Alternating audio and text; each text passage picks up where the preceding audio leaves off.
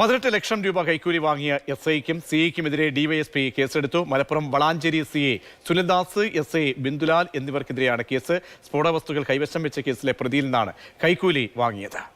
അരുൺ അമർനാഥുണ്ട്. അരുൺ, വലിയ തുകയാണ് കൈക്കൂലിയായി വാങ്ങിയിരിക്കുന്നത്. ഇക്കാര്യങ്ങൾ എങ്ങനെയാണ് അന്വേഷണത്തിലൂടെ ഒക്കെ തന്നെയാണോ ബോധ്യപ്പെടുകയും തെളിവുകളുടെയൊക്കെ അടിസ്ഥാനത്തിലാണോ ഇപ്പോൾ ഡിവൈഎസ്പി നടപടി സ്വീകരിച്ചിരിക്കുന്നത്? എന്താണ് വിവരങ്ങൾ? അതെ പ്രജീഷ്, തിരൂർ ഡിവൈഎസ്പി നടത്തിയ അന്വേഷണത്തിലെ പ്രാഥമിക അന്വേഷണ റിപ്പോർട്ടിലാണ് ഇരുവരും കുറ്റക്കാരായി കണ്ടെത്തിയിരിക്കുന്നത്. ഇരുവർക്കെതിരെയും കേസെടുത്തിട്ടുണ്ട്.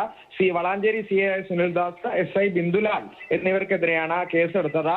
ഏതാനും മാസങ്ങൾക്ക് മുമ്പ് വളാഞ്ചേരിയിലെ ക്വാറിയിൽ വെച്ച് നിരോധിത സ്ഫോടക വസ്തുക്കൾ പിടികൂടിയിരുന്നു. ഈ സ്ഫോടക വസ്തുക്കൾ ശേഖരിച്ച് ഭൂ ഉടമയ്ക്കെതിരെ കേസെടുക്കുമെന്ന് പറഞ്ഞ് ഭീഷണിപ്പെടുത്തി 22 ലക്ഷം രൂപയാണ് തട്ടിയത്. അതിൽ 10 ലക്ഷം രൂപ എസ്ഐ സ്വീകരിച്ചു, 8 ലക്ഷം രൂപ സിഐ സ്വീകരിച്ചു. ഇടനിലക്കാരന് 4 ലക്ഷവും കൊടുത്തു എന്നുള്ളതാണ് ഡിവൈഎസ്പിയുടെ റിപ്പോർട്ടിൽ എന്തായാലും പറയുന്നത്. ഇവർക്കെതിരെ വൈകാതെ ഇവരുടെ അറസ്റ്റ് രേഖപ്പെടുത്തും എന്നാണ് നമുക്ക് മനസ്സിലാക്കുന്നത്. ഒപ്പം തന്നെ സ്വാഭാവികമായും വകുപ്പ് തല നടപടിയും ഉണ്ടാകുമെന്നും ഉറപ്പാണ്. പ്രജീഷ. ശരി, അരുൺ അമൃതാഥാണ് വിവരങ്ങൾ നൽകിയത്. കൈക്കൂലി കേസിൽ 18 ലക്ഷം രൂപ വാങ്ങിയ എസ്ഐക്കും സിഐക്കുമെതിരെയാണ് ഡിവൈഎസ്പി കേസെടുത്തിരിക്കുന്നത്.